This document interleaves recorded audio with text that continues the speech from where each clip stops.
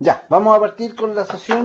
Le agradecería si me pueden confirmar si me escuchan bien.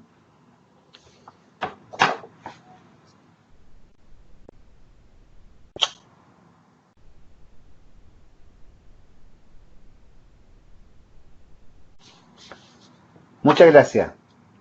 Bien, la idea de hoy es que podamos revisar la parte que quedamos pendiente del ejercicio, que tiene que ver con los flujos de financiamiento de inversión y cerrar con el flujo operacional bajo el modelo del método indirecto. Eh, como pudimos ver en la sesión anterior, muchas de las transacciones o de los movimientos que explican o generan el flujo de efectivo desde el punto de vista operacional en el método directo, surgen a través de relaciones de cuenta. Y por lo general, o diría la mayoría de los casos, en el fondo surgen en función de relaciones de cuenta entre saldos de el estado de resultado y las cuentas de balance. Y eso tiene sentido principalmente porque en general cualquier movimiento activo o pasivo en general tiene un impacto en resultado. Entonces, el obtener la información a partir del resultado hace sentido la naturaleza contable de una operación financiera. O en, y en el caso de que no afecte el resultado, eventualmente afecta el patrimonio. Entonces, de alguna manera, la forma de preparación del método directo del flujo de efectivo tiene un sentido de que las transacciones en algún momento afectan resultados. Y eso es la naturaleza contable, la naturaleza de una empresa, cualquiera esta sea en el fondo. La mecánica de preparación no es muy distinta en general en los casos de la vida real, los casos prácticos que eventualmente se puedan analizar, no son muy distintos a la metodología que vimos en la sesión anterior. Por ende, la mecánica sugerida para el desarrollo de los ejercicios son en función de ese modelo. Para que lo tengan claro, obviamente hay que considerar cualquier distinción o diferencia que pueda existir en el propio desarrollo del ejercicio, en función de los números, en función de los antecedentes, etcétera. Pero la mecánica de preparación es equivalente, o sea, la estructura es equivalente. Solamente hay que tener cuidado con la información disponible que pueda presentarse y que esta información disponible, por cierto, tenga algún impacto dentro del efecto del flujo para efecto de su consideración.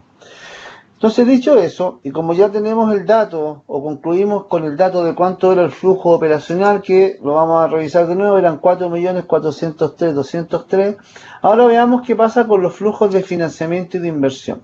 Recordemos que los flujos de financiamiento son aquellos flujos que se originan principalmente por movimientos del capital o patrimonio de la compañía, y respecto a los pasivos, principalmente pasivos financieros de largo plazo. Entonces, cuando uno quiere desarrollar los flujos de financiamiento, en función de la estructura también que fue enviada en su momento a través del navegador, que es la estructura base para el efecto del modelo de flujo de efectivo, flujo de financiamiento, perdón, tiene sentido en función del movimiento de las cuentas de capital y cuentas de pasivo. Entonces, los principales movimientos que podemos encontrar en el fondo están en función de qué pasó en el pasivo y en el patrimonio en esta compañía. Si nosotros miramos el pasivo y miramos el patrimonio de esta empresa, nos vamos a encontrar, por ejemplo, que en el pasivo, tanto en el corriente como en el no corriente, pero principalmente en el corriente, existe una cuenta que se llama, o un rubro que se llama obligaciones con bancos. Es decir, esta empresa tiene préstamos financieros, por ende, tiene flujos asociados a financiamiento, ya sea flujos de recaudación, producto de obtención de préstamos, o flujos de salida por efecto de pago de las cuotas de préstamo. Entonces, si yo tengo una cuenta de obligaciones con banco, que de hecho, comparativamente tuvo movimientos, me significa que eso generó un flujo, o eventualmente pudo haber generado algún flujo. Además, este ejemplo en particular tiene otra cuenta que tiene que ver con el financiamiento, que son obligaciones con el público, es decir, emisión de bonos. La emisión de bonos es una naturaleza, también es una operación de financiamiento de una empresa, por ende se considera también para efecto de su evaluación respecto a los flujos de financiamiento. ¿Qué pasó con esto? Tengo los flujos de recaudación producto de la colocación de los bonos, y también voy a tener flujos de salida o de pago producto del pago, o sea, o del rescate de los bonos o del pago de los intereses asociados al bono. Y por el lado al menos en el ejemplo no hay más movimiento, pero en general estas cuentas tienen que ver con obligaciones financieras, obligaciones con banco. Y en el caso del patrimonio, acá tenemos que tener en cuenta, bueno, qué pasó con el patrimonio de un año con respecto a otro. Y acá, en general, los movimientos de patrimonio que afectan flujos son principalmente tres. Uno, el capital. Cuando hablamos de capital estamos hablando de aportes de capital o aumentos de capital en la medida que estos sean flujos. Recordemos que la clase pasada en el fondo hicimos una revisión y dijimos que el aumento de capital, cuando este no está pagado, tiene un efecto financiero en el estado contable que tiene que ver con que nacen cuentas o quedan cuentas con saldo cuando el capital es aportado o se hace un aumento de capital, perdón, y este aumento de capital aún no se encuentra pagado. En el caso de la sociedad anónima tenemos las cuentas contables accionistas y acciones por suscribir, y en el caso de una sociedad responsable limitada tenemos la cuenta contable o el rubro que tiene que ver con la cuenta particular, que tiene que ver en el fondo con el compromiso de los aportes de los socios. Entonces, si eventualmente durante el año actual o el año que estamos revisando para efecto del flujo surge o nace una cuenta contable de ese tipo, es porque durante el año hubo un aumento de capital y ese aumento de capital, una parte de ello o en total, no se encuentra todavía pagado en efectivo. Entonces, para efectos del proceso, tengo que hacer esa relación de análisis para determinar el monto del flujo en función de cómo se mueve la cuenta o cómo se mueve contablemente un aporte de capital. También podemos tener movimientos del mismo capital, por ejemplo, cuando hay devoluciones de capital. Es decir, cuando un accionista o un socio se retira de la empresa y obviamente la empresa tiene que hacerle devolución del capital al cual le corresponde.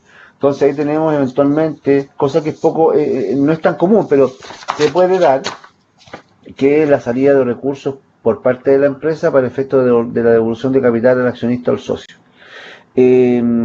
Además, en el mismo proceso de aumento de capital, puede ocurrir que el monto del capital nominal, que es representativo en el fondo del aumento aprobado por la junta accionista o por la junta de socios, se recaude más que ello.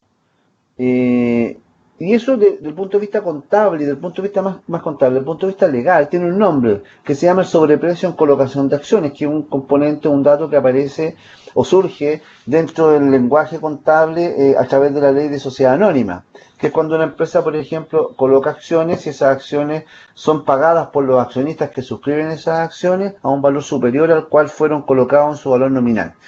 Eso significa que es un aumento de capital, pero como el capital en la cuenta capital, de acuerdo a la ley, solamente debe moverse en función del concepto del capital nominal, cualquier diferencia de valor con respecto a lo recaudado tiene que ser controlado en patrimonio a través de una cuenta contable distinta al capital pagado. Y se denomina sobreprecio en colocación de acciones. Hoy día también se puede encontrar con el nombre de primas de emisión de acciones, etcétera, pero que tiene que ver con ese valor un sobreprecio que el accionista paga cuando hay un aporte de capital. Y el tercer componente de movimientos de patrimonio tiene que ver con los dividendos que la empresa paga o los eventuales dividendos que la empresa pueda repartir o utilidades que pueda repartir a los socios en el caso de una sociedad responsable limitada, que obviamente tienen un efecto patrimonial porque para poder distribuir dividendos la empresa lo que hace es destinar parte de las utilidades que tiene, tanto retenidas como del ejercicio, para el efecto de hacer pago a esos dividendos o esas utilidades que distribuye a los socios. Pero cuando uno hace ese movimiento contable para efecto de determinar cuánto es lo que efectivamente se distribuyó como dividendo, puede surgir una transacción que no se ve o no se visualiza en el movimiento contable, pero que puede tener un efecto, que es la capitalización de utilidades. O sea, cuando hay dentro de un balance una cuenta de capital que aumenta durante el año, ese aumento de capital se puede dar por aporte real o por flujo real recibido de parte de los accionistas o socios, o puede también proceder de un aumento de una capitalización de utilidades. Entonces, cuando yo quiero determinar o evaluar cuánto es el capital que efectivamente se recibió o el monto que se recibió producto del aumento de capital, lo primero que uno hace cuando desarrolla el flujo de financiamiento es mirar cómo se movió la cuenta de utilidades retenidas. Porque eso me va a dar luces de si efectivamente parte de ese aumento de capital fue totalmente pagado en efectivo o hay una parte de ese aumento de capital que corresponde a una capitalización de utilidad. Entonces, lo primero que tengo que hacer cuando armo el flujo de financiamiento referido al pago o a la colocación de acciones, tengo que ver primero qué pasó con las utilidades retenidas para ver cómo eso eventualmente puede haber afectado el valor de colocación o el flujo asociado a la colocación de acciones. Entonces veamos qué pasa con este ejercicio en particular. En este ejercicio en particular vamos a ver la línea de colocación de acciones o aumento de capital. Entonces, como les comentaba, tengo que ver cómo se movieron las cuentas que tienen que ver con el patrimonio. Y aquí tenemos la cuenta de capital pagado, tenemos la cuenta de utilidad retenida y tenemos la cuenta de colocación de acciones o sobreprecio en colocación de acciones. Entonces, si uno mira la lógica contable de esto, como les comentaba, primero tengo que mirar qué pasó con la utilidad retenida. Entonces, si yo miro la utilidad retenida de acuerdo a lo que aparece en el estado financiero, el año anterior tenía un saldo de 2.361.600, que ese es mi saldo inicial, que aparece acá en la cuenta T de utilidad retenida. Recordemos que, como conversamos en la última sesión, que la empresa, como es una entidad en el fondo que está en negocio en marcha o está cumple con el requisito contable, la política contable,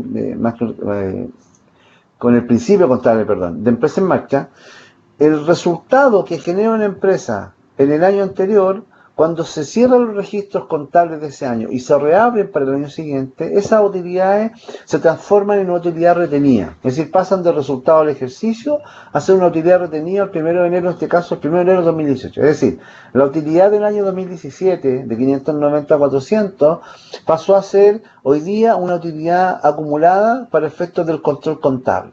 Entonces, obviamente, yo tengo un segundo movimiento en la cuenta T, que es el traspaso del resultado del ejercicio a el resultado acumulado para efectos del control patrimonial. Después de eso, tengo que ver si la empresa durante el ejercicio ha hecho distribución de utilidades o pago de dividendos. Entonces, en este caso particular del ejemplo, de acuerdo a los antecedentes que se presentan para el desarrollo del caso, se establece que en el punto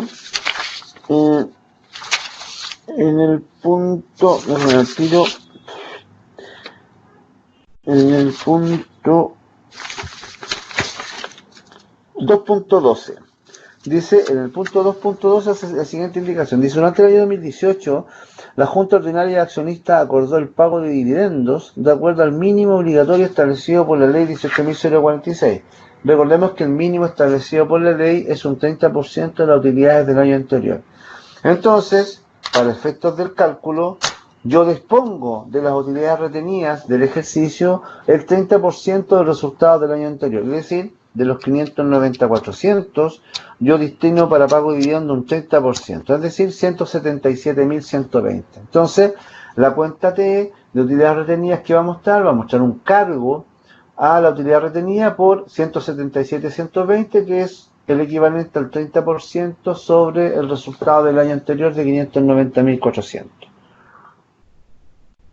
Sin más antecedentes que los que tengo disponibles en el ejercicio, yo debiera ahora llegar con esos movimientos a mi saldo final que presenta el balance, que es de 2.361.600. Ese número que está aquí en el cuadrito, perdón, pero está equivocada la suma, no es 2.804, sino que es 2.361.600, que es lo que está en el estado financiero, que es la base del ejercicio. Entonces, si no tengo más movimientos, el saldo o los movimientos contables entre el saldo inicial de 2.361.600 más los 590.400, que es la utilidad del año anterior que se traspasa como utilidad retenida, menos el dividendo pagado, que son o dividendo declarado, 177.120, yo debería tener, con esa relación de saldos, un saldo final de 2.774.880. Pero si yo miro lo que tengo en el estado financiero, el 31 de diciembre de 2018, solamente tengo 2.361.600. Entonces, si tengo menos de lo que debería tener, esto significa que una parte de las utilidades retenidas que tenía la compañía fueron a dar al capital. Es decir, se capitalizaron utilidades. ¿Por cuánto? Por la diferencia para llegar al saldo final, que es decir, se capitalizaron 413.280 pesos del total de utilidades retenidas que tenía la compañía. Y ahora con ese movimiento, si yo tomo ahora los 2.361.600, le sumo los 590 a 400, le resto los 177 120 y le resto los 413 280, voy a llegar a mi saldo que está en el estado financiero de 2.361.600. Es decir, con ese movimiento yo pude explicar el saldo final de la utilidad retenida. Pero ¿para qué me sirvió esto? Me sirvió primero para determinar cuánto es el monto del dividendo. Y segundo, me sirvió para determinar si efectivamente todo el movimiento, todo el aumento de capital que muestra la variación del saldo entre el 2017 y el 2018 fue pagado. Ya tenemos un dato de que una parte de ese aumento de capital no fue pagado, porque se capitalizaron utilidades. Entonces, si uno mira ahora la cuenta T de capital, tenemos que el saldo inicial es de 590.400. Segundo, tenemos un movimiento que me dice que la capitalización de utilidades de 413.280. Entonces, sin más antecedentes que tengo en función del movimiento patrimonial, digo, yo tengo un saldo inicial de 590.400. A eso le agrego y le sumo lo que se capitalizó por concepto de utilidades retenidas, 413.280. Y ese debería ser mi saldo final. Pero si yo miro el capital, mi saldo final es de 2.361.600. Y si yo tomo el saldo inicial más la capitalización de utilidad, solamente llego a 1.360.680. ¿Qué significa la variación? La variación significa que efectivamente hubo un aporte de capital y que ese capital en la práctica está pagado porque tampoco tengo referencias de cuentas contables como las que comenté anteriormente, ni de accionistas, ni de acciones por suscribir que me digan que el capital o el aporte que hizo el accionista todavía esté pendiente de pago. Entonces yo presumo o hago la presunción de que ese aporte de 1.367.920, que es la diferencia entre los 2.361.600, que es el saldo final que tiene la cuenta de capital, menos el saldo inicial sumado a la capitalización de utilidades, corresponde efectivamente a un aporte real de capital, 1.357.920. Ya tenemos analizada la cuenta de capital, tenemos analizada la cuenta de utilidades retenidas, pero en este ejercicio además hay otra cuenta que también me puede explicar un movimiento para poder determinar cuánto fue el flujo real de lo que yo recibí por concepto de aporte de capital, que es la cuenta que les comentaba anteriormente de sobreprecio en colocación de acciones. Si uno mira la cuenta de sobreprecio en colocación de acciones, tuvo un aumento con respecto al año anterior. Pasó de 118.080 a 1.180.800, es decir, tuvo un aumento para efectos de variación con respecto al año anterior de 1.062.720. Y esa cuenta en particular, la única forma en que pueda aumentar es que se haya generado un aporte de capital y ese aporte de capital, al momento de que el accionista lo pagó con un sobreprecio. Entonces, en la práctica, del punto de vista de flujo, ese movimiento significa que yo tuve una mayor recaudación con respecto al aporte de capital que hizo la compañía. El monto que está en la cuenta de capital de 1.357.920 es el aporte, pero el aporte en función del valor nominal de la acción. Pero no significa que eso sea lo que yo realmente recaudé. ¿Dónde complemento esa información? La complemento mirando la cuenta sobreprecio en colocación de acciones. Entonces, si ahora yo quiero decir cuánto fue lo que efectivamente yo recaudé por concepto de capital o de aumento de capital, yo tengo que sumar el aporte, que es de 1.357.920, más el sobreprecio correspondiente al ejercicio actual. Es decir, la variación entre el sobreprecio en colocación de acciones del 2018 versus el sobreprecio en colocación de acciones del 2017, que en este caso es 1.062.720. Entonces, si yo le sumo al aporte de 1.357.920, 1.062.720, llego a que el aporte o el flujo real por concepto de aporte capital es de 2.420.640, que sale sumando el aporte más la variación de la cuenta sobreprecio en colocación de acciones, que en la práctica es el flujo adicional que recibí cuando se hizo el aporte de capital, que es el monto adicional por sobre el valor nominal de la acción.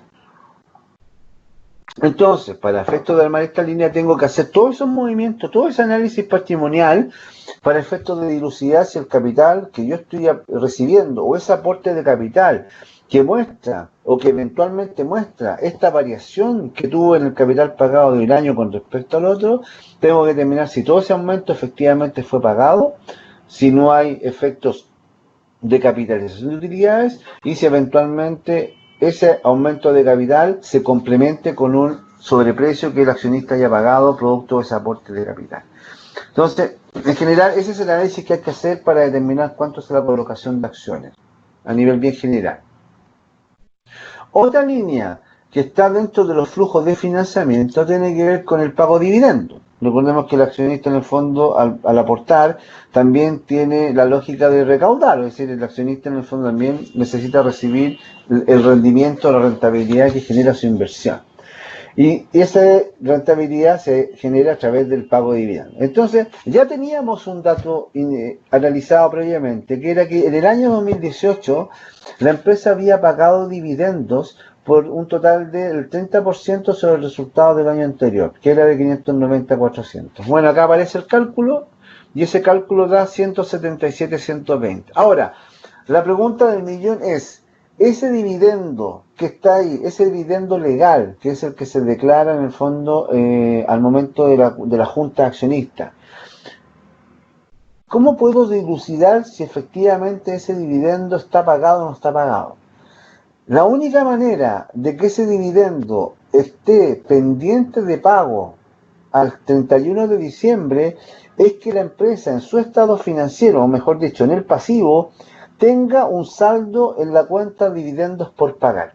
Porque si aparece un saldo en la cuenta de dividendos por pagar, significa que parte de ese dividendo que está siendo declarado no ha sido pagado. Por algo está pendiente de pago, está como un pasivo. Entonces, si yo miro el ejercicio y veo en la línea de dividendos por pagar cuál es su saldo al 31 de diciembre del 2018, me doy cuenta que el saldo es cero.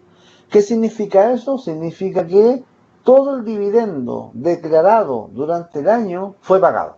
Entonces ya tengo el primer dato, de que por concepto de pago de dividendos se pagaron efectivamente 177, 120 que corresponden al 30% del dividendo legal. Pero ojo, hay un dato adicional que aparece acá en el ejercicio que también me sirve para determinar si efectivamente este valor fue pagado o no fue pagado. Recordemos que una sociedad anónima, o el directorio, mejor dicho, de una sociedad anónima, tiene una facultad particular, que es el poder distribuir dividendos o poder aprobar la distribución de dividendos de carácter provisorio. Es decir, antes de que se genere la utilidad del ejercicio y antes que la Junta de Accionistas apruebe los dividendos legales, el directorio tiene la facultad para poder aprobar dividendos, pero solamente de características provisorias. Sí, ¿y cómo opera esto? Por lo general esto se hace en el mes de diciembre. Entonces en el mes de diciembre, ¿qué hace la sesión de directorio? Acuerda distribuir dividendos provisorios. Por lo general esos dividendos provisorios se pagan dentro del mismo mes de diciembre. Y en el mes de abril, cuando la empresa declara sus dividendos legales, dice, yo voy a pagar el 30% de las utilidades del año. Pero ojo, yo al accionista ya le anticipé una parte de ese dividendo. Entonces, para yo poder determinar fehacientemente que ese dividendo legal de 177.120 efectivamente fue pagado, tengo que ver qué pasó con el dividendo provisorio del año anterior, porque la empresa, el 30 de abril, o en el mes que terminen el pago de los dividendos, no van a pagar los 177.120, van a pagar la diferencia entre los 177.120 y el dividendo provisorio que quedó pagado el año anterior. ¿Y cómo yo puedo ver si efectivamente hubo o no hubo pago de dividendo provisorio? Bueno, me voy a la cuenta de patrimonio o al rubro patrimonial y ahí empieza a aparecer una cuenta que se llama dividendo provisorio. Y si miramos el saldo 2017, tenemos que el saldo de dividendos provisorios es de 118.080. Es decir, la empresa el año 2017 pagó un dividendo provisorio por 118.080. Por ende, cuando a los accionistas le toque la distribución de dividendos al 30 de abril del 2018, este accionista va a decir, yo debiera recibir un dividendo legal de 177.120, pero a mí ya me anticiparon de manera provisoria una parte de ese dividendo. Entonces, si ahora yo, complementando estos dos antecedentes, quiero definir cuánto fue lo que efectivamente el accionista recibió por concepto de dividendo legal en el año 2018, lo que el accionista recibió no fueron 177.120, fueron 177.120 menos el dividendo provisorio que quedó contabilizado el año pasado, que es de 118.080. Es decir, el accionista en el año 2018, por concepto de dividendo legal, recibió 59.040 pesos. Porque obviamente no le puedo pagar dos veces algo que ya recibió. Es decir, el dividendo provisorio tiene esa naturaleza de que yo le anticipo el pago de dividendo. Por ende, el flujo no quedó en el año 2018, quedó en el año 2017. ¿Qué flujo queda en el año 2018? La diferencia que no quedó cubierta con el dividendo provisorio, pero que el accionista igual tiene derecho a recibir, que en este caso es el dividendo legal. Y el dividendo legal es mayor que el dividendo provisorio pagado. Por ende, en abril del 2018 yo tengo que pagarle la diferencia. Y esa diferencia sí, efectivamente, es un flujo por concepto de dividendo. Pero también tengo que ver, bueno, qué pasó si la empresa durante el año o al cierre del año 2018 pagó nuevamente dividendo provisorio. Y si yo miro el balance, al 31 de diciembre del 2018 me doy cuenta que tengo un nuevo valor en la cuenta de dividendo provisorio, que es de 177.120. Es decir, la empresa pagó nuevamente un dividendo provisorio, pero ese pago lo hizo el 31 de diciembre o en el mes de diciembre del año 2018. Entonces, ¿qué pasa acá? El dividendo real pagado está compuesto por dos conceptos, en este caso. Está compuesto por la diferencia que no se pagó como provisorio el año 2017, que se pagó en el año 2018, que en este caso es 59.040, más el dividendo provisorio pagado en diciembre y que se va a descontar en el año 2019. Pero ese dato a mí hoy día, 2018, no me interesa. Lo que me interesa saber es si se pagó o no se pagó el dividendo durante el año 2018. Y en este caso, la cuenta contable y dividendo provisorio me está diciendo que efectivamente sí se pagó un dividendo provisorio en ese año. Por ende, a los 59.040 yo tengo que agregarle para efecto de flujo los 177.120, que es el provisorio del año 2018. Y eso me da 236.160.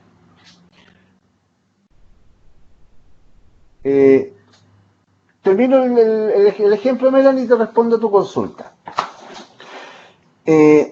Entonces tenemos, por un lado, el exceso de dividendo no pagado como provisorio del año 2017 que se pagó el año 2018. Segundo dato es que el dividendo provisorio del año 2018 obviamente corresponde al pago efectuado en ese ejercicio en diciembre, por lo que tengo segundo flujo de pago, que son 177.120. Pero además, si yo miro la cuenta de dividendo por pagar, el año 2017 tenía un saldo de 118.080. Es decir, el año 2017 la empresa distribuyó dividendos y algunos accionistas no lo cobraron. Pero hoy día esa cuenta de dividendo por pagar no tiene saldo. ¿Qué significa que no tiene saldo? Para que no tenga saldo, esto pueden haber ocurrido dos eventos. Uno, que está establecido en la ley de sociedad anónima, que recuerden que lo que dice la ley es que cuando una empresa tiene dividendos por pagar acumulados por un periodo de 5 años, la empresa tiene que entregar esos dividendos a bomberos. O lo otro que ocurre es que el accionista el año pasado que no cobró, lo cobró este año. Entonces, esa diferencia o esa variación que tengo del 2017 con respecto al 2018 por dividendos por pagar, me está diciendo o me está demostrando de que hay un dividendo que venía declarado del año pasado y que se pagó este año 2018. Entonces, tengo un tercer flujo por dividendo que corresponde al pago de los dividendos pendientes por pagar del año pasado y que se pagaron este año por 118.080. Entonces ahora, si yo sumo esos tres movimientos, esos tres flujos, debería llegar al monto correspondiente al pago real de dividendos durante el año, que está compuesto aquí ahora ya por tres cosas. Uno, por el dividendo provisorio pagado el año 2018. Segundo, por el diferencial entre el dividendo legal declarado y el provisorio pagado el año 2017. Y tercero, por el dividendo por pagar, que es el dividendo legal, determinado el año 2017 o años anteriores y que se pagaron durante el año 2018. Entonces tenemos 59.040, que es la diferencia entre el exceso, la diferencia por exceso entre el dividendo legal y el dividendo provisorio, más el dividendo provisorio del año, que es el dato que aparece en el balance, en el estado patrimonial o en el patrimonio, en la cuenta o en la línea de dividendo provisorio, 177.120, más lo que se pagó durante el año por los dividendos por pagar que venían del año pasado, que eran 118.080. Total, 354.240. Entonces, con esos tres componentes, yo logro determinar cuánto fue lo que se pagó por dividendo por el año, en el año. Y no significa que sean dividendos del año. Pueden ser dividendos del año, legales o provisorios, o pueden ser dividendos que vienen de años anteriores pendientes de pago, que están como un pasivo, que este año se pagaron, por ende representa en el balance, representa una disminución del pasivo.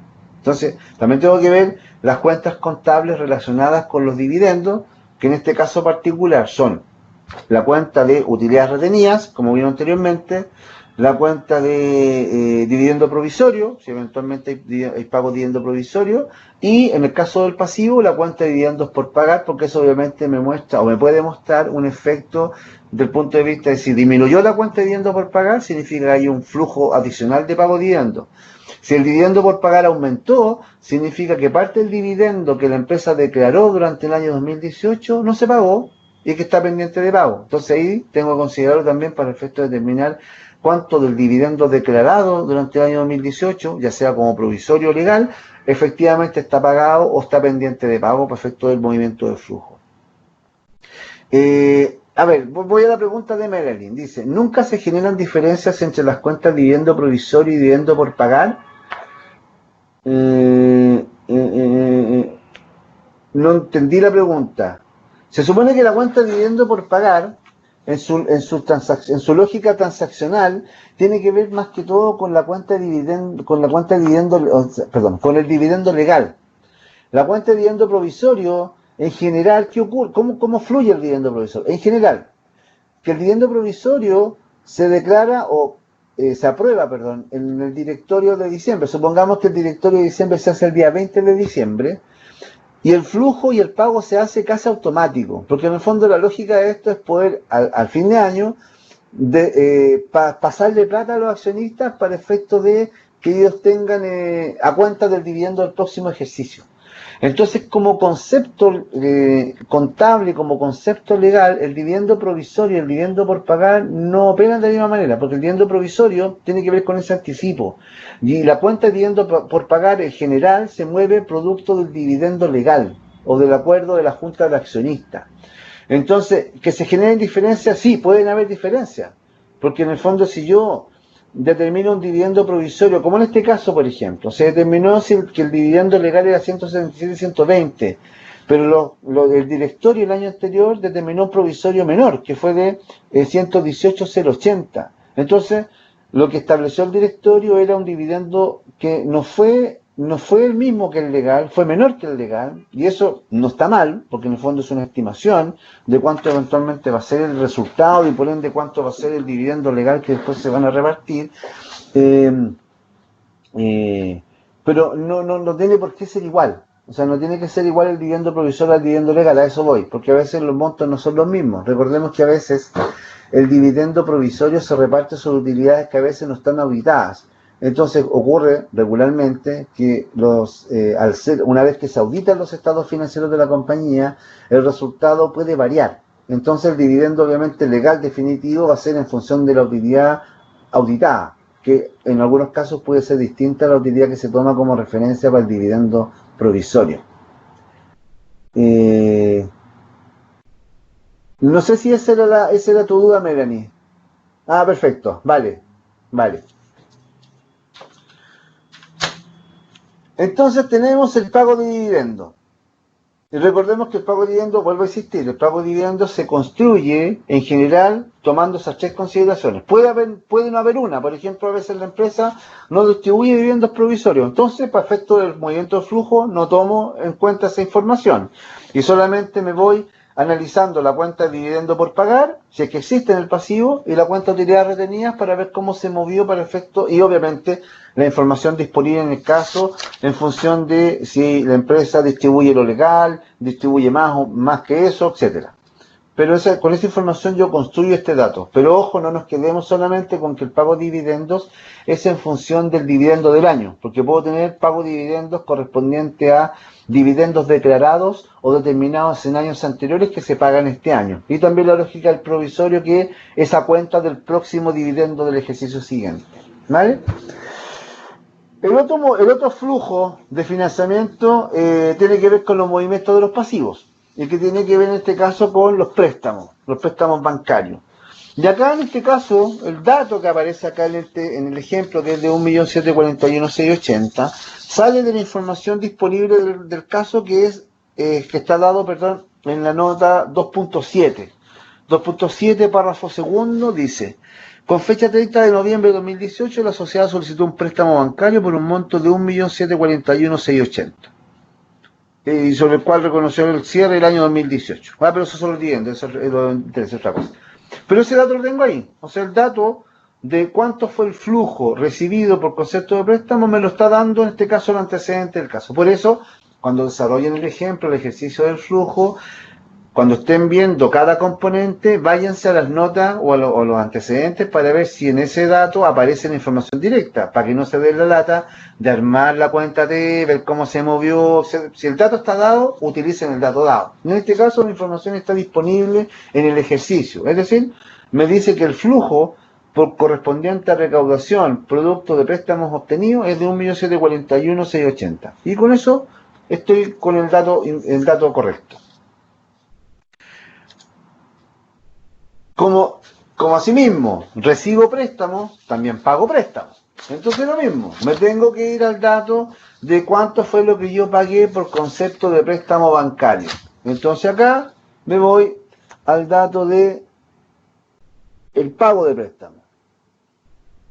Vamos a necesitar el pago de préstamo. Vamos a ese dato, tenemos antecedentes disponibles.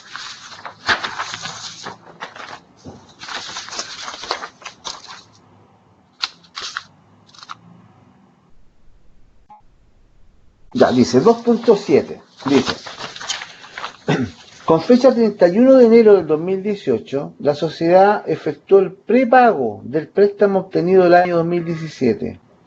El prepago no generó costos adicionales para la sociedad. Sin embargo, dentro del monto del préstamo prepagado, se incluyeron los intereses devengados el año 2017 por un monto de 59.040. Entonces me dice que se prepagó el préstamo de 1.180.800, que es el saldo que tiene la línea obligaciones con banco en el balance del año 2017. Eso es lo que se pagó. Pero me dice que dentro de ese valor se incluye el dividendo devengado del 2017, que se está pagando hoy día junto con el prepago. Ahora, ¿por qué en el ejemplo o en la resolución del ejercicio aparece como el dato, entre comillas, descontando al pago del préstamo? Esos 59.040 se presentan como descontando el pago del préstamo, porque recordemos que en este caso particular nosotros hicimos el supuesto de que los flujos asociados al pago de intereses se iban a presentar como flujos operacionales. Entonces, si yo no saco ese dato de este flujo, estaría duplicando el efecto. Ahora, ¿cómo puedo corroborar que efectivamente lo que estoy diciendo es correcto? Si yo me voy a donde está y me voy a mover al flujo de operación que hicimos en la clase anterior. Flujo operacional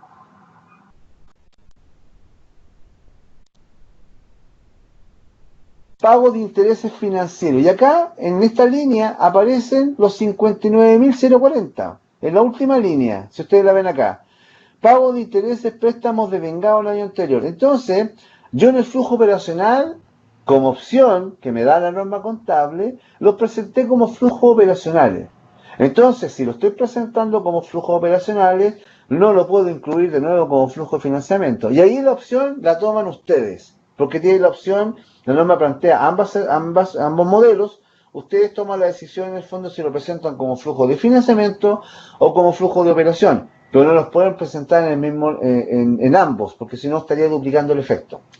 Como en este caso lo incorporamos como operacionales, en el caso del flujo de financiamiento que estamos preparando ahora, lo rebajamos. Por eso acá solamente mostramos el pago correspondiente al capital de la deuda y no el capital más intereses, que fue lo que efectivamente se pagó. Entonces, ojo con eso. Entonces tenemos que tener cuidado en el fondo de no duplicar información, porque si no el flujo se nos va a descuadrar. Y no porque esté malo, sino que porque tiene información duplicada en cuanto a los movimientos que se están presentando. Principalmente se da esto en los casos que tienen que ver con los movimientos que tienen la opción de presentación en los componentes de flujo y aquellas reclasificaciones que se hacen para producto de la naturaleza de la operación que genera una cuenta contable, como por ejemplo en el caso del flujo de la cuenta por cobrar con empresas relacionadas, que dijimos en el fondo que ese flujo era de inversión, porque en el fondo su origen era por préstamo. Entonces, si yo no lo saco del operacional y lo dejo como de inversión, estaría duplicando el movimiento. Entonces tengo que ahí tener claridad de que si lo estoy incorporando, en el caso de ese ejemplo anterior, si lo estoy incorporando como un flujo de inversión, no lo puedo mostrar como un flujo operacional, porque si no tendría un efecto duplicado. Entonces ese cuidado igual hay que tenerlo cuando uno prepara este estado de flujo efectivo, cuando hay reclasificaciones de líneas o reclasificaciones de movimientos. Y el otro movimiento que genera flujo de financiamiento en el pasivo son en los bonos. Entonces veamos qué dice en la nota respecto a los bonos, para ver si hay información que nos pueda ayudar para resolver este caso. Me dice, obligaciones con el público. En este rubro, dice, se presenta el monto de la línea de bonos inscrita en la Bolsa de Valores en el mes de marzo de 2017 para obtener financiamiento para cumplir con su plan de inversiones por los próximos 5 años. El monto de la obligación del año 2017 incluye intereses devengados por 141.696. Durante el año 2018, más específicamente en marzo, se efectuaron pagos asociados al bono de acuerdo al cuadro de amortización correspondientes al capital de la deuda, más los intereses totales devengados el año 2017. El año 2018 no se devengaron intereses por el bono, dado que producto del rescate efectuado se acordó con los tenedores de bonos la exhibición del pago de intereses por los próximos 3 años. Entonces me está dando un dato que es relevante para armar la cuenta T. Me está diciendo que durante el año sí se pagó parte del bono. Y que además que durante el año tampoco se devengaron intereses. Entonces el movimiento que hay entre el saldo inicial y el saldo final del bono es exclusivamente por concepto de pago de bonos o de rescate de bonos. Entonces, armo la cuenta T. La cuenta T se arma considerando los saldos iniciales. Mi saldo inicial de la cuenta bonos es de 4.723.200. Pero ojo, esa cuenta, ese 4.723.200 contiene intereses devengados. Y al igual que en el caso del préstamo, recordemos que los intereses los estamos presentando como flujos operacionales. Entonces, para efectos del movimiento del bono, solamente vamos a tomar las cuentas que tienen que ver con el capital de la deuda. Es decir, tomar los 4.723.200, que es el saldo inicial, y lo restamos el interés devengado, que ese dato aparece acá, que es de 141.696. Es decir, el capital de la deuda del bono en su saldo inicial es de 4.581.504. Y al cierre del ejercicio 2018, el saldo del bono es de 2.952 pesos. Y recordemos que, según el dato, me decía que ese saldo no incluye intereses, así que me tengo que despreocupar de descontar los intereses devengados. Es decir, por eso le digo que el movimiento del bono, o lo que pasó durante el año, es netamente pago de capital de deuda. Y eso me da 1.629.504, que es la variación entre el saldo inicial, capital solamente, y el saldo final, que solamente tiene capital porque no tiene intereses devengados. La variación de ello y veamos que lo que pasó acá fue que la cuenta de bonos disminuyó. Al disminuir el pasivo significa que hubo un pago. Y el pago tiene que ver con el rescate del bono. Entonces la variación de 1.629.504, insisto, tomando solamente el saldo inicial correspondiente al capital de la deuda, porque los intereses yo los tomé cuando analizamos el flujo de operación, me da cuánto es el monto del rescate que presento acá en el flujo de financiamiento de 1.629.504. Es negativo porque en el fondo es un pago. Cada vez que haya pago, para el efecto del flujo, se presenta desde el punto de vista del esquema como un saldo negativo. Y en el caso de que haya recaudación, se presenta con el signo positivo porque se entiende que hubo ingreso de flujo. Entonces, con esos componentes, ahora podemos cerrar y decir que el flujo de financiamiento del año es de 1.056.816. Positivo, es decir, yo tuve mayor recaudaciones por transacciones de financiamiento que lo que generé por conceptos de desembolsos. Entonces tenemos dos componentes, tenemos el flujo operacional y tenemos el flujo de financiamiento. Veamos ahora qué pasa con el flujo de inversión.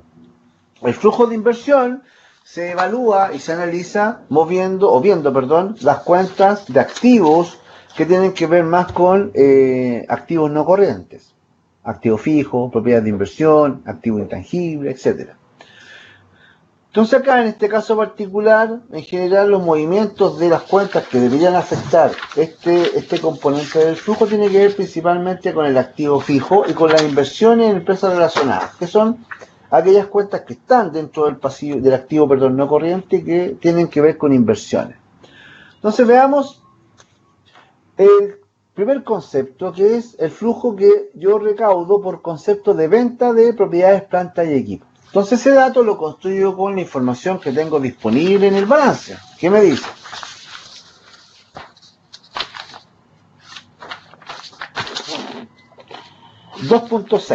dice: durante el año 2018 el rubro planta y equipos tuvo los siguientes movimientos. Letra B: se efectuaron ventas de activos fijos cuyo valor bruto era de 1.889.280. La depreciación acumulada asociada a estos activos vendidos era de 932.832. Estas ventas fueron efectuadas exentas de IVA, considerando que se vendieron en un periodo superior a un año desde la fecha de su adquisición. Con ese dato, y por eso vuelvo a insistir en general que yo tengo que tener claridad de cómo se mueven los flujos contables para poder determinar estos datos. Si yo vendo un activo fijo, este dato que me está dando el antecedente de la letra B solamente me está diciendo cuánto es el valor de costo de la venta del activo. Pero recordemos que cuando yo vendo un activo, yo puedo vender con utilidad o con pérdida. Es decir, puedo vender con un valor por sobre el costo del activo o sobre el valor libre del activo, o por debajo del valor libre del activo. Entonces, ¿cómo puedo? Y eso en la práctica me va a ayudar para complementar el dato de cuánto efectivamente fue lo que yo cobré por la venta del activo, porque yo no cobré por el valor libre del activo. Yo cobré el valor libre más la utilidad, o cobré el valor libre menos la pérdida. Entonces, para complementar ese dato, tengo que ver dentro de los antecedentes del ejercicio si hay información respecto principalmente en los otros ingresos y en los otros egresos, o los otros ingresos, los otros gastos fuera de explotación, si es que hay información respecto a utilidades o pérdidas por ventas de activos fijos. Entonces, si yo me voy al punto 2.14, me dicen otros egresos fuera de la explotación. En este rubro, para el año 2018, se incluye un monto por concepto de pérdida de activo fijo por 59.040. Entonces me está diciendo que el activo fijo se vendió con pérdida. Es decir, yo vendí un activo fijo que tenía un valor de 1.889.280, menos su depreciación acumulada, 982.832, lo vendí con pérdida. Si lo vendí con pérdida, entonces yo recuperé menos de lo que vale el valor libre del activo. Entonces a ese valor le tengo que restar los 59.040, que es la pérdida generada. Ese monto de 897.408 es lo que yo efectivamente debía haber recaudado producto de la venta del activo fijo. Pero recordemos que puedo tener saldos por cobrar en el balance correspondiente a ventas de activo fijo. Y recordemos que cuando hicimos el análisis de los flujos de operación, me voy a volver un poquito para atrás, en los cobros, dijimos, variación de deudores varios que hay acá. Y acá dijimos, tomamos el saldo 2018, 2017 y le restamos un valor que dice saldo de deudores por venta por propiedad planta de equipo. Es decir, dentro del activo o dentro de las cuentas por cobrar existen saldos correspondientes a ventas de activo fijo que en la práctica me está diciendo que parte de la venta, de acuerdo al movimiento, porque aquí la cuenta o el saldo de venta por PPE subió de 29.520 a 118.080, me está diciendo que parte de esa venta no la cobré. Entonces, ese dato que acá sacamos o depuramos para determinar la variación de deudores varios únicamente por efectos operacionales, ahora esos datos los voy a volver a tomar y los voy a considerar ahora para determinar cuánto fue lo que efectivamente yo cobré por las ventas del activo fijo. Entonces me devuelvo a la inversión y digo,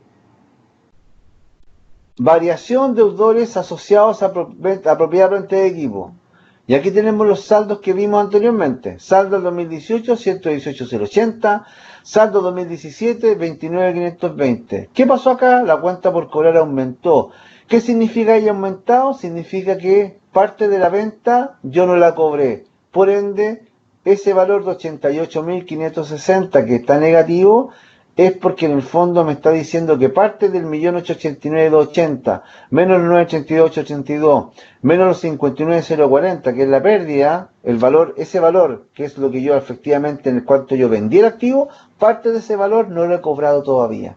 Por ende acá lo rebajo para efecto de determinar cuánto es el valor real de cobro por concepto de venta activo fijo. Entonces acá, ahora con esos cuatro componentes, yo tomo el valor y digo, el valor de la venta o el monto de la venta de propiedad planta de equipo es de 808.848, que es lo que efectivamente recaudé, que se compone de el valor libre del activo, le hace valor de costo menos depreciación acumulada, más menos el resultado por venta de activo fijo, en este caso fue menos porque fue una pérdida, y más menos la variación de la cuenta por cobrar que tenga relación con venta de activo fijo, que ese es un dato que obviamente está en el ejercicio y que previamente ya lo habíamos analizado cuando vimos los flujos operacionales, porque ahí ya lo habíamos descontado, lo habíamos sacado.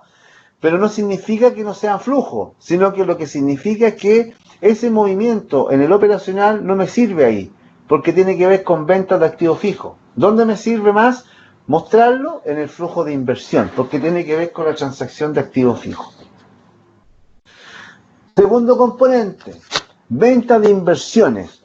Si vemos acá, en el movimiento de la cuenta de activos, tenemos la cuenta de inversiones en acciones temporales, que está en el activo corriente. Y tenemos el dato que la cuenta aumentó del año 2017 al año 2018. O sea, hubo un movimiento durante el año. Ahora tengo que ver si efectivamente eso es todo compra o hay compra y venta, etc. Entonces, ¿dónde me voy? Me voy al dato donde aparece información. Los 88. Al tiro, Melanie. Dame un segundito. Me voy al dato donde aparece la información de las inversiones temporales. Y me dice, 2.1, valores negociables. Dice, corresponde a acciones que la sociedad adquirió de la Polar el año 2012. Dichas acciones han sufrido una baja en su posición bursal, razón por la cual la sociedad para el año 2018 ha constituido provisiones de fluctuación de valor de acciones por un valor de 47.232. Eso para efectos de los movimientos del flujo indirecto. Me voy para abajo. Adicionalmente, durante el año 2018 se han adquirido acciones por un valor de 259.776 y se han vendido acciones por un valor de 118.080, correspondiente al valor de costo de adquisición de las acciones, valor al cual se encontraban registradas en el balance a la fecha de la venta. Entonces, para el dato de la venta me está diciendo que se vendieron acciones que tenían un costo de 118.080. Pero acá tengo que hacer el mismo análisis que hicimos para la venta de activo fijo. Tengo que ver si esos 118.080, que es el valor de costo o el valor libre de las acciones, ¿Es al valor al cual vendí o lo vendí por un valor mayor, por ende generé utilidad, o lo vendí por un valor menor y generé pérdida? Entonces me voy nuevamente a la línea de otros egresos y otros ingresos fuera de la explotación. Y en el punto 2.13 me dice otros ingresos fuera de explotación.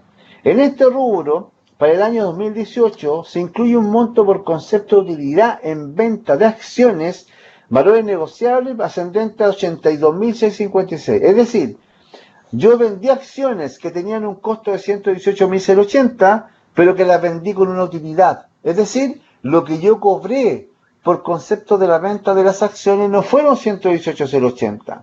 Fueron 118.080 más la utilidad en la venta de acciones. Es decir, yo recaudé 200.736 pesos. Que en el fondo es la misma lógica que vimos en el caso de la venta de propiedades, planta y equipo. Para no perder el hilo, porque ya el dato lo teníamos.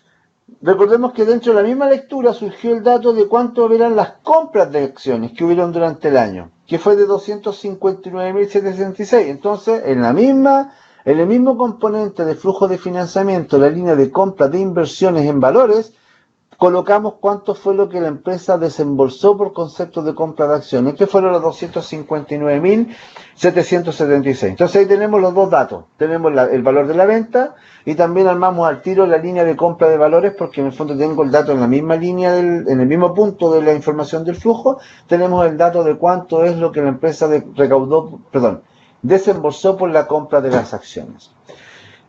Vuelvo, Melanie, a tu consulta. ¿Dónde sale los 88.560? Recuerda, vamos a volver al origen de esto. Si en el punto 2.2 de los antecedentes del caso, espera un casito, 2.2, perdón, 2.3. En el 2.3 del caso, dice lo siguiente, dice: en este rubro se clasifican saldos pendientes de cobro por ventas de activos fijos de la sociedad, más saldos de operaciones de ventas comerciales efectuadas a clientes no recurrentes. Los montos por concepto de operaciones de venta de activos fijos ascienden a 118.080 y 29.520 en el año 2018 y 2017. Ese dato, ¿qué me está diciendo? Me está diciendo que durante los años 2017 y 2018 la empresa ha vendido activos fijos, pero que al 31 de diciembre de 2017 no se alcanzaron a cobrar toda la venta de activos fijos y me quedó un saldo de 29.520. Y pasó lo mismo el año 2018. No cobré todo lo que vendí por activos fijos y me quedó un saldo de 118.080. Entonces, y haciendo la misma lógica que en el caso de la cobranza a clientes. Recordemos que en la cobranza de clientes, ¿qué decíamos? Decíamos, ok, yo vendí tanto durante el año, pero para determinar cuánto de lo que yo cobré cuánto de lo que vendí efectivamente cobré, yo tengo que hacer la relación entre la venta y la variación de la cuenta por cobrar asociada a la facturación operacional. Entonces, si la cuenta por cobrar subía o aumentaba con respecto al año anterior, significaba que todo lo que vendí no había sido cobrado.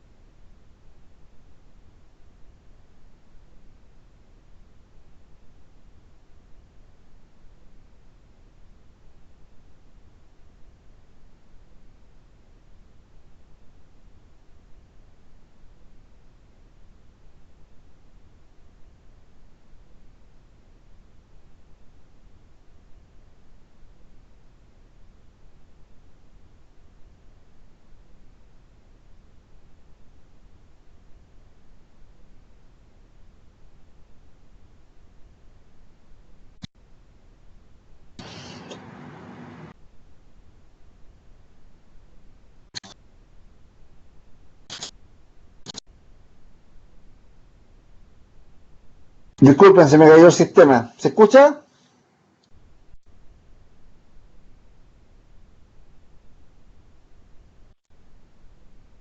Muchas gracias, muchas gracias. Disculpen, se me cayó el sistema de comunicación. Vuelvo de nuevo. Eh, ¿Qué es la diferencia? Muchas gracias, Melanie. Entonces, tenemos el dato del valor de la venta del activo fijo, que era el 1.889.280 menos los 939.832 menos los 59.040, que es el valor de la venta. Ahora, lo que tengo que ver es si ese valor que vendí efectivamente lo cobré o no lo cobré. Entonces, para ello tengo que hacer la misma relación que hago en el caso de las cuentas por cobrar comerciales, lo hago ahora con las cuentas por cobrar que tienen su naturaleza con la operación de venta de activos fijos. Entonces, el dato lo tengo porque en el ejercicio del planteamiento me decía que dentro de la cuenta de deudores varios existían saldos correspondientes a ventas de activos fijos, saldos por cobrar que estaban pendientes por venta de activos fijos. Entonces, hago el mismo análisis que en el caso de la cuenta por cobrar comercial. Entonces digo, tengo el valor de la venta y para determinar cuánto de ese valor de venta lo cobré o no lo cobré, tengo que ver qué pasó con la cuenta por cobrar por venta de activo fijo. Entonces, ¿aquí qué pasó? El saldo de la venta de la cuenta por cobrar a venta de activo fijo del año 2018 fue de 118.080 y el año 2017 era 29.520, es decir, subió. Si sube la cuenta por cobrar, significa que parte de lo que yo vendí durante el año por venta de activo fijo no fue cobrado. Entonces, ese valor de 88.560 lo tengo que rebajar. Es decir, lo rebajo para efectos de mostrar cuánto es lo que efectivamente cobré. Que no fue todo el valor de la venta, porque aquí me está diciendo que parte de esa venta no la cobré. Y todavía está pendiente de cobro, por ende está todavía como un activo por cobrar o una cuenta por cobrar en el balance. Entonces por eso tengo que hacer incorporar ese dato porque tiene que ver directamente con cuánto es el valor correspondiente a la venta del activo fijo. ¿Se entendió, Melanie?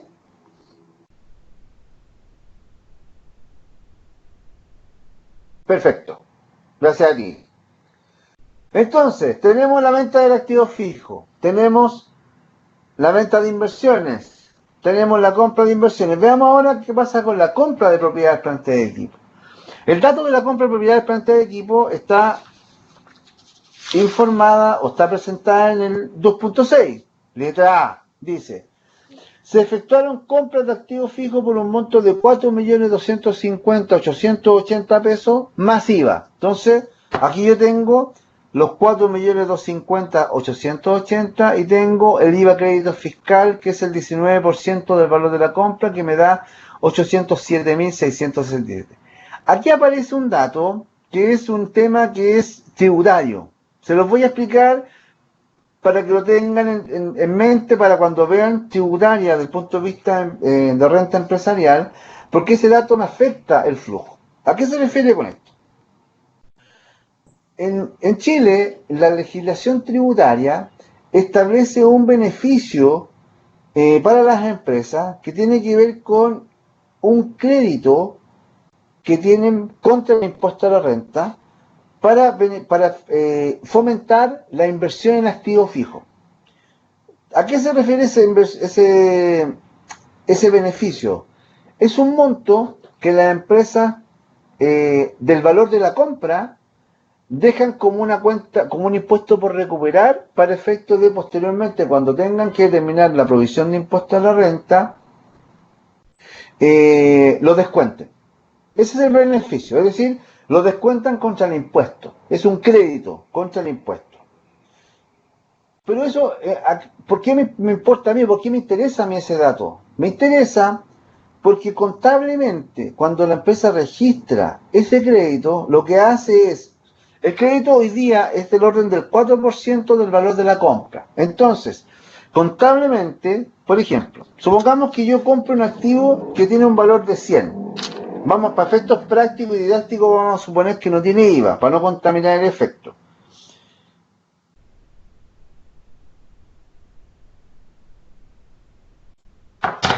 Entonces tomo el valor de compra. Digo, el valor del activo es de 100. Yo lo compro en 100.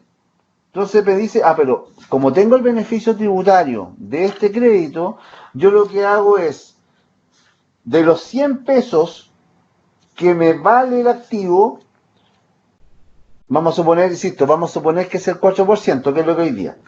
96 pesos de esos 100 pesos yo lo presento en la contabilidad como propiedad frente de equipo. Y los otros 4 pesos, que es el crédito, los presento en una cuenta que se llama impuesto por recuperar. O crédito por activo fijo, en el fondo. Para efectos de presentación contable, o para efectos de presentación del punto de vista de los tributos, de los impuestos. Entonces, si yo, y después obviamente en el asiento contable pongo cargo propiedad frente de equipo por 96, cargo 4 pesos por impuesto por recuperar y pongo efectivo, no, efectivo 100. Entonces, si yo tomo el dato solamente de la cuenta de propiedad frente de equipo que me dice que tuvo un aumento durante el año por 96 pesos, en la práctica eso no es todo el flujo que se generó. Porque lo que yo pagué por compra de activo fijo fueron 100, no 96. Entonces el dato del crédito activo fijo lo que hace para efecto del flujo de compra es que yo tengo que incorporarlo como un mayor flujo de pago por concepto de compra. ¿Por qué? Porque en la práctica lo que a mí me costó el activo fijo no fueron 4.250.880. Fueron 4.250.880 que están en la cuenta de propiedad frente de equipo, más el crédito por activo fijo, que forma parte de lo que yo pagué por la compra de activo fijo, pero que contablemente no está en la cuenta de propiedad frente de equipo, sino que está en la cuenta de crédito por activo fijo. Este es un tema que solamente se incorpora para el flujo, ¿ya? Pero es importante tenerlo en cuenta porque esto en la práctica los van a ustedes, cuando vean tributación de renta, van a ver esta cuenta y ahí van a saber en el fondo cómo opera tributariamente. Pero yo les estoy contando cómo funciona contablemente, para efectos de presentación contable.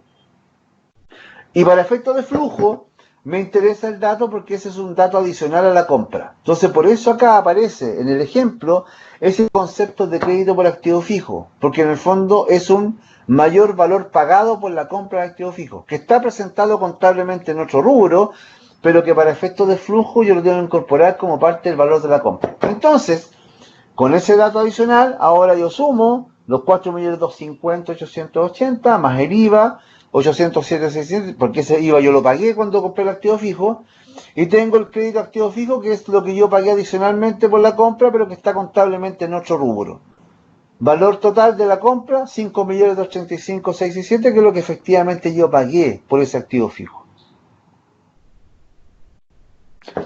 Y los últimos dos componentes de inversión se refieren con el préstamo otorgado a empresa relacionada, que ese es un dato que aparece en el ejercicio, que está en el número, en